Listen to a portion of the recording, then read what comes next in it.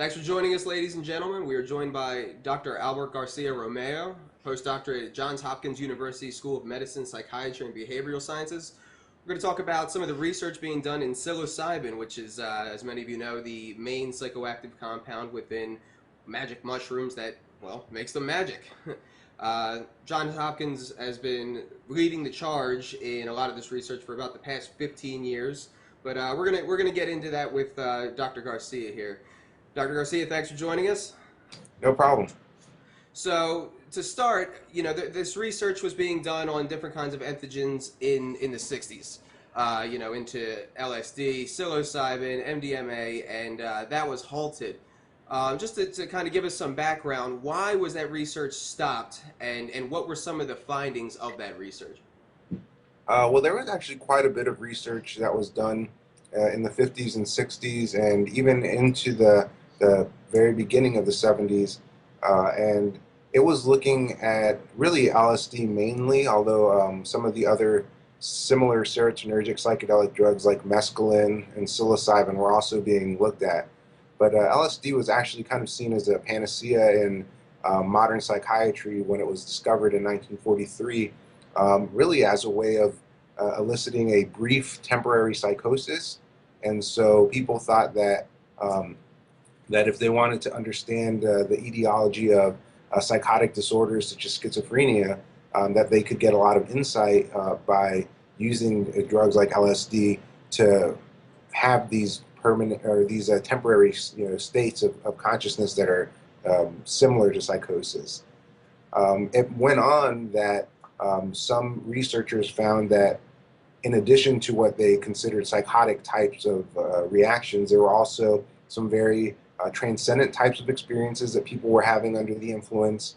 And additionally, that the drugs seemed to be able to be helpful as a therapeutic agent in terms of treating various different kinds of psychological issues, ranging from addictions and alcoholism primarily on the one hand to palliative care, so treatment of anxiety and depression for people who are at the end of life with a terminal illness, for instance.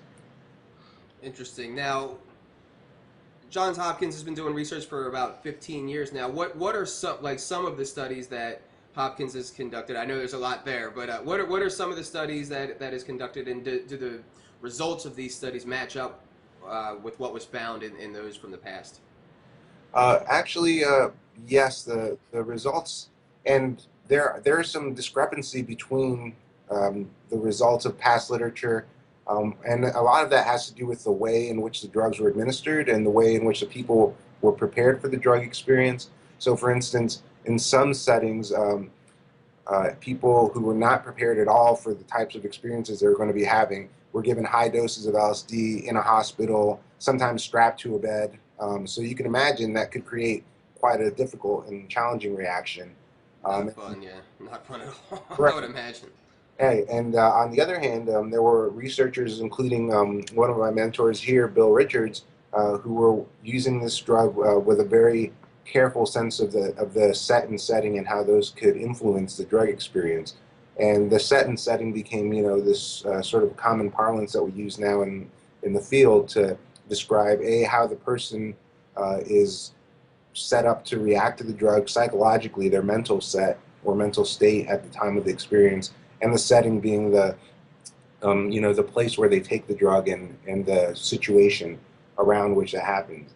And so we did a lot of, or my mentors here did a lot of careful work in preparing, a very cautiously designed setting that is actually a lot like a living room. There's a couch, there's dim lighting. We usually have people laying on the couch most of the day with a couple of guides, as we like to call them. And there's a lot of music playing, and it's set up to be a comfortable space. So even though we're doing it this way, that's kind of the way that it seems to be most useful to use these drugs. Because if you do it in a hospital type setting, it seems to cause more adverse reactions. And you guys take the time to build a rapport, spend time with them, create kind of a trusting relationship as well before any of this is done, correct? That's right. We spend on average about 8 hours or so with the participants before we would administer any of these drugs, and that would be both the participant there with, for instance, myself and a co-therapist or a co-guide, and we spend time going over their life history. We'll usually do a life review where we talk about things that are important to them, things that have happened in their past that were important or traumatic, major fears, any sort of worldview or religious or spiritual types of inclinations. So we really like to get to know these people and have them feel like they're comfortable with us before we try to administer these drugs, which obviously are really strongly mood altering and psychoactive. So. Would you say that whole process of building the rapport and creating that relaxing setting and getting them into that proper mind is paramount to the results? Do you think the results would be much different or increase the stress that some of the patients undergo, or that the psilocybin is doing more of the work? I do think that these drugs are a little bit different than, say, something like aspirin or antibiotics, where the doctor could say to you, here's this medicine, take it when you go home, or if you have a headache, or etc., and then you'll feel better.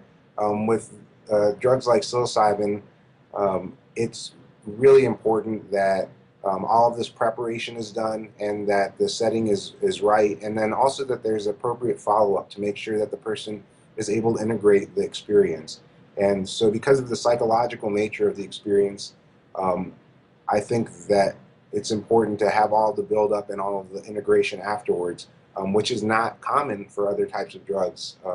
And so, it's still a little bit different and difficult for some people in medicine, for instance, to wrap their minds around this kind of treatment because it isn't that same kind of biochemical, simple process that can be taken anywhere. If you took, a drug like psilocybin in the wrong place, you do put yourself at a risk of serious harm.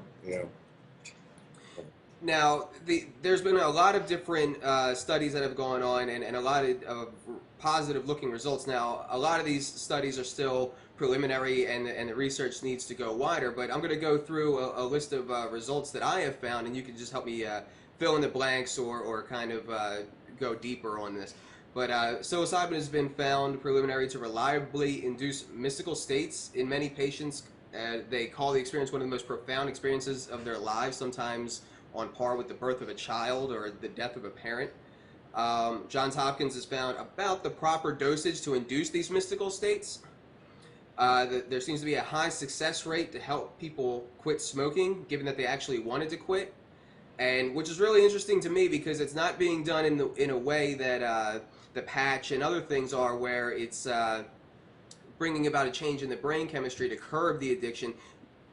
It's actually bringing about a change in the person's psychology to be more accepting of quitting.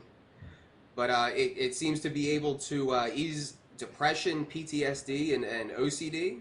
Uh, it has been tested by John Hopkins University to ease people's anxiety who are terminally ill and facing their own mortality. It creates a hyper-connected state in the brain that also slows down the parts that process information and emotions. Dramatically eases pain of cluster headaches. Is one of the only things that I know of, maybe you can help me with this, that will create a long-lasting, usually positive effects on people's personality and outlook in adulthood, including increased openness, communication, and outlook on life after a single dosage sometimes. And it looks like it may also be able to grow brain cells and help, in rats at least, and seems to have been able to help rats cope with fear to painful stimulus quicker than rats that didn't. Now, I know that was a lot, but if you could help me fill in at least for what Johns Hopkins has founded. I know you personally were involved with the cigarette study. Yeah, so I guess in a chronological sense, Roland Griffiths, who's a professor here at Johns Hopkins, started looking at psilocybin and its effects in healthy, normal volunteers, so people who didn't have any illness or complaints per se, um, and had them go through sessions with different doses, and found that, as you said, people were often reporting these drug experiences to be some of the most important experiences of their lives. And when we continue to contact those people, 12 months or more later, they corroborated that it wasn't just, we asked them after they got, they had a really intense experience, and then they said, yeah, this was important. And then a year later said, well, I was probably off my rocker, I was on drugs, so I feel, that it wasn't important now. The follow-ups show that over a year later, people still consider these drugs to be these drug experiences to be some of the most important experiences, most meaningful, and for some, the most spiritually significant of their lives. This is also corroborated by a long-term follow-up that Rick Doblin did. Rick Doblin is the head of MAPS, Multidisciplinary Association for Psychedelic Studies, and he did quite a neat study where he found a bunch of people from, and one of the original psilocybin studies that was done at Harvard in the 1960s, which was a Good Friday experiment. And 25 or more years later, he interviewed them and asked them, so what do you think of your psilocybin experiences now? It's been over 25 years. And again, for the most part, people found them to be these very eye-opening and sometimes life-changing experiences. In terms of the openness findings, that was something that was really neat that was done by Dr. Catherine McLean here at Hopkins. And so she took a bunch of the pool data from the people who had psilocybin here in the laboratory. And what she found was that there was an association between people who had mystical type experiences, which are usually characterized by a sense of unity or oneness or interconnectedness with the universe. But to the degree that they had those types of experiences, they had a subsequent shift in their personality such that they were more open to experiences, and that includes increased aesthetic appreciation and more tolerance towards others, with different attitudes and belief systems. So really, what you would consider in a lot of respects beneficial outcomes for these people that lasted well beyond, the drugs are out of the system within 6 to 8 hours. However, you're seeing these persisting effects that are, again, for the most part, very beneficial to people. And so that kind of led to some of the later research, which Dr. Griffiths replicated these findings in terms of trying to figure out what the best dosage was, and finding that these moderate to high doses in the neighborhood of 20 to 30 milligrams per 70 kilograms body weight would be kind of the sweet spot for eliciting mystical type or transcendent experiences. That these types of experiences could also be elicited even in people who had many previous experiences with psychedelic drugs. And then we thought, well, Matt Johnson, who's a principal investigator on the smoking cessation study and who's been my mentor here for the last 3 years, thought that it could be really helpful to try to prompt people to have these types of experiences in the context of a smoking cessation treatment. So when trying to help them quit smoking, to prep them, set them up, and then once they're ready, the day that they're getting ready to quit is the day that they have their first moderate dose of psilocybin. And even though it was a very small trial, right now we've only run 15 people, and everybody was unblinded to the drug treatment conditions. It still came out that over a lot more than you would consider your normal smoking quit rate. So some of the strongest effects that you see are with, for instance, the drug Chantix or varenicline, which usually has 35% or less success rate in people trying to quit 6 months down the line. And with the people that we worked with in the psilocybin study, 80% of them were abstinent 6 months after their psilocybin session. And so that's a big difference in terms of the efficacy of these different treatments. Yeah, and I know in the past that they had upwards of, what was it, 80% on alcoholism, which is unprecedented as well, right?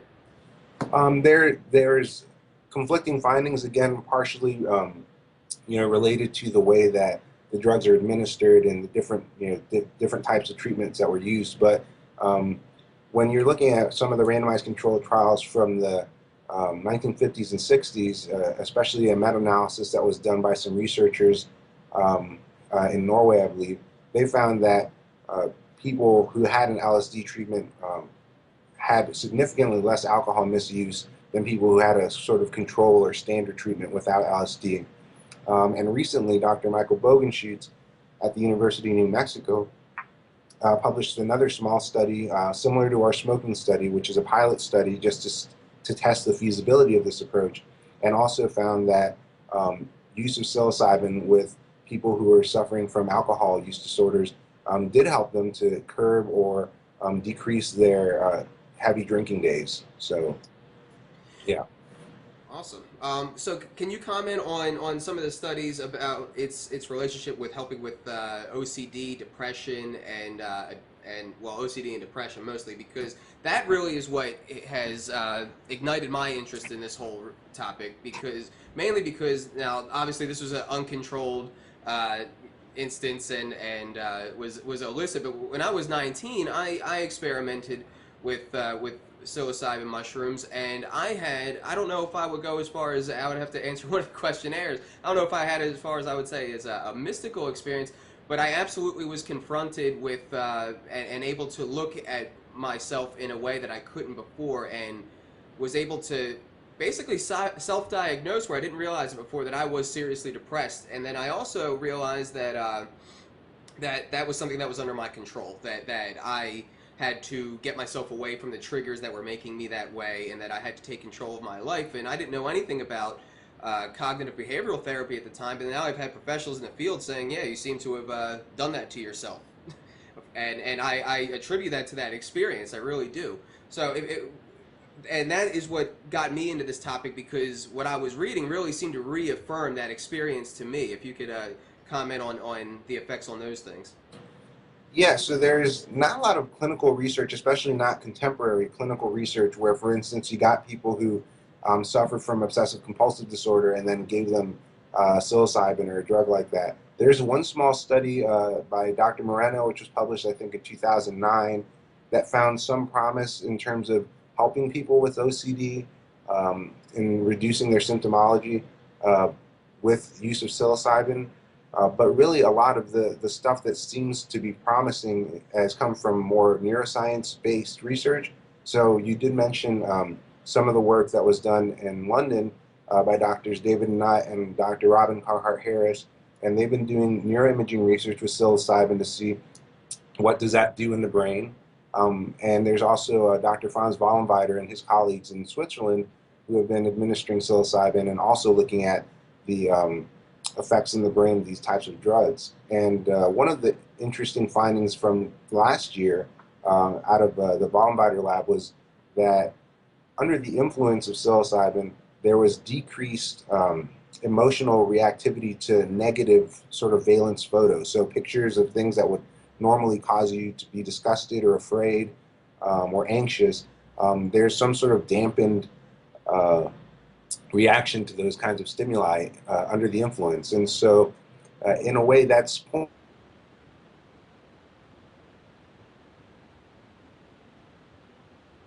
consistent with other research on drugs like ecstasy, MDMA, which researchers are finding to increase prosocial attitudes and behaviors, for instance.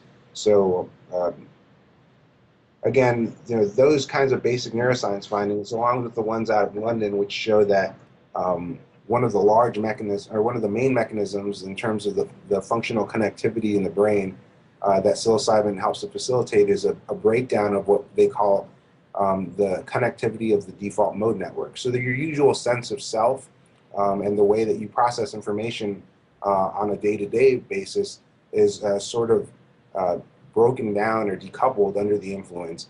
And that may be able to help people, for instance, in a recurrent pattern of depression, anxiety, or obsessive and compulsive types of thoughts and behaviors, to kind of get outside of that pattern, to see it from outside, as you describe, and that creates insight, which for some people is priceless. I mean, it takes years of psychotherapy sometimes to reach that point, which can then help them to change behaviors subsequently. It's amazing to hear it that way, because the way I always described what I experienced to other people, I mean, just like a lot of the patients, it's really hard to describe with words. But one way that I always try to describe what I realize with people is that taking that and it, having the effects on me, taking me out of myself and putting me up here, made me realize that my mood and all of that, what should be my middle ground, is really down here, and that's the only way I can describe what I realized. So just to hear that to me is, like I said, just very reassuring that of what I went through. I got a couple questions from the audience, and then lastly, I'll just have a few more kind of more personal questions for you. But we got Tom who asks, could one or more bad trips leave lingering anxiety for several days afterwards, or even permanently? So that's a great question, and that's actually something that we haven't really touched on. But we talked a lot about some of the positive benefits that you can see with people when they take these drugs. But there are certainly risks that could lead to lingering, possibly permanent, damage to the brain, to the self. I think one of the most problematic issues is if somebody who is under the influence and is in an uncontrolled environment could, end up doing something to harm themselves or someone else. And so that's something that happens because, again, when you're under the influence, it strongly changes your reasoning abilities, your ability to emote the way that you normally would. And so when people have a very strong adverse reaction, it could lead to some negative effects that are ongoing. And we're doing more research now to try to understand that from a naturalistic standpoint, meaning that when people take these drugs outside of the lab and then have a bad trip, and then have these kind of persisting negative effects, what might have been the factors that are coming into play. There's definitely, at least with cannabis, there's been found to be some sort of relationship between genetic predisposition to psychotic type disorders and an onset of that psychosis as a result of use of high THC cannabis. And I suspect that in individuals with genetic predisposition to certain types of psychological disorders, that if they were to take a high dose in a bad situation, that it could cause a mental break that might be lasting potentially for a very long time, unfortunately.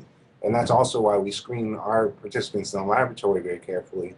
And also we don't really promote people to use these drugs outside of a medical setting at this point.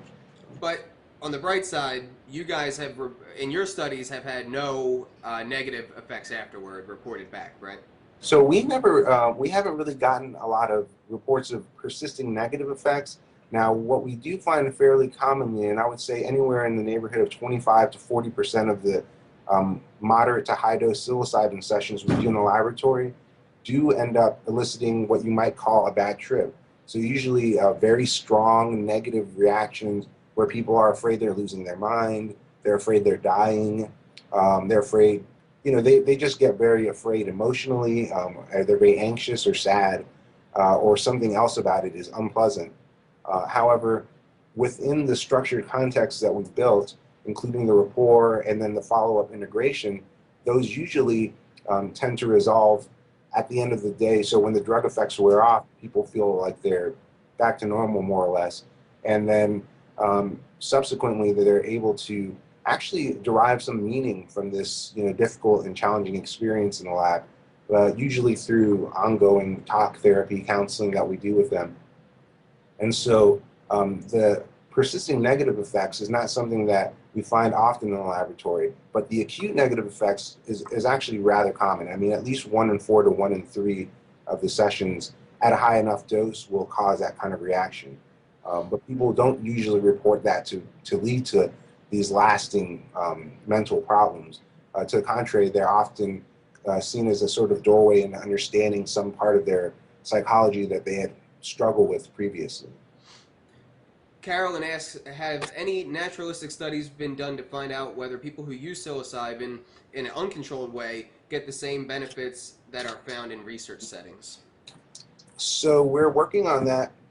We actually have, we've been focusing on smoking cessation, so tobacco smoking. So this is a very specific example, but we've recently just completed a, fairly large-scale online survey where we had people anonymously come on and tell us that, yes, they had taken a drug like psilocybin or LSD in an uncontrolled setting, and that had led to a subsequent decrease in their tobacco consumption, or for some people, just an abstinence altogether. People realize all of a sudden, this is an awful habit and I don't want to do it anymore. And then they just stop kind of on that experience.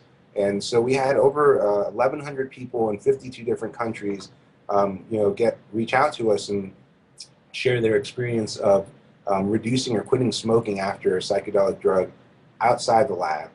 And we're currently working on a new survey that we're hoping to get more people who have either quit drinking alcohol or quit doing heroin or other drugs that were problematic to them after a psychedelic experience outside the lab. And whenever we go to talk at conferences or give presentations about this research, we often hear the type of story that you told, that you said, Mike, in terms of your own experience of understanding something about yourself that was helpful in terms of, making some positive changes. And so that's a similar type of story that we hear often. So, all right, and kind of in closing, what in your experience there, what has been the most promising or most exciting result that you have gotten, or indication that you've gotten out of this, and what does this have to say about the Schedule 1 status of psilocybin? I think the most exciting thing, and we do work right now at an addictions treatment unit, and so one of the exciting things I find about this class of drugs, psilocybin and serotonergic psychedelic drugs, is that they, like you mentioned, in terms of using a drug like Chantix or the patch to treat smoking cessation, that's specific to the nicotine system in the brain. However, if we use psilocybin and we're finding positive benefits for people who want to quit smoking, potentially for people with OCD, possibly for people who want to quit drinking alcohol, who have alcohol use disorders.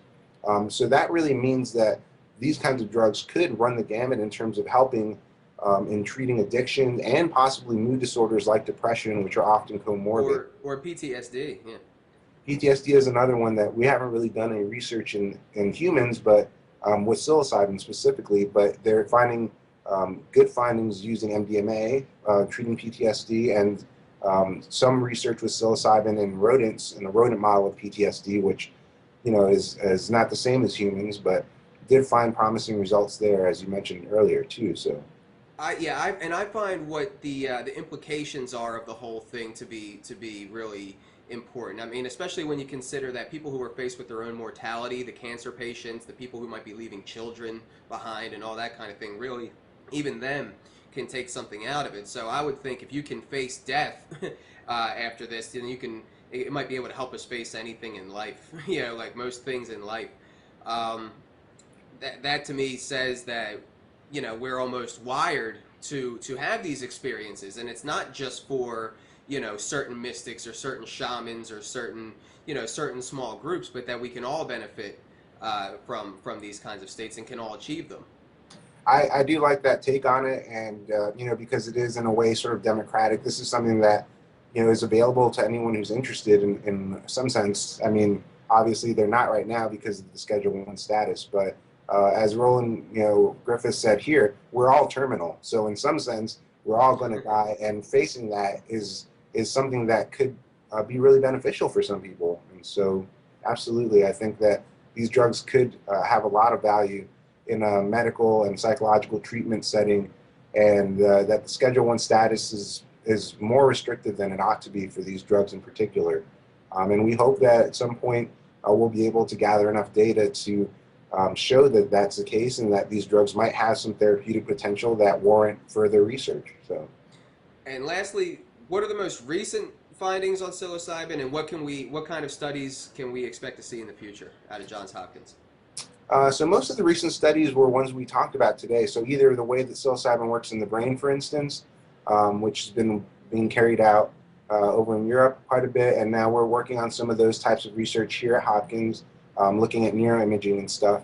I think some of the other things that we'll see, in addition to the palliative care treatment, so for instance with terminal patients, and also in treatment of addictions, Dr. Griffiths here is working on studies with people who have a meditation practice, long-term meditation practice, and trying to see how these types of experiences might interplay with a spiritual life of someone who's spent a long time meditating, and whether these types of experiences might help novice meditators to take up a new spiritual practice. And so really instead of just looking at helping people who are suffering from anxiety or someone who is addicted to nicotine, we're taking fairly healthy people and seeing how can it enhance their already their well-being, which is already at what you'd call at least a normal level, if not higher.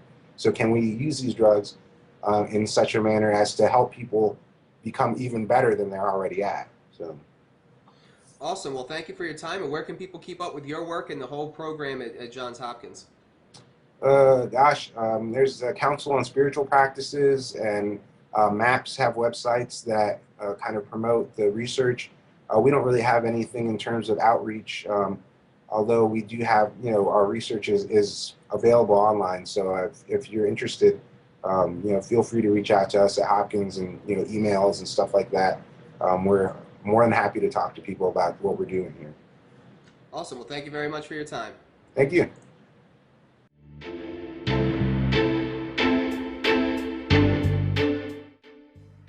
Been a lot of debate lately on whether or not the United States of America is a corporation. One camp suggests that within the U.S. Code and law, it explicitly says the United States of America means a corporation. Governments want their prices suppressed because as long as nobody is, or not many people, are turning to gold or silver as an escape from the dollar, then the dollar looks pretty good. So they don't want people escaping from the dollar and putting investments in gold and silver.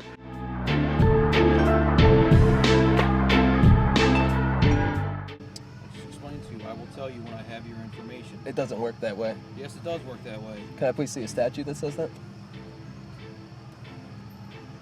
Do you really want to go this route?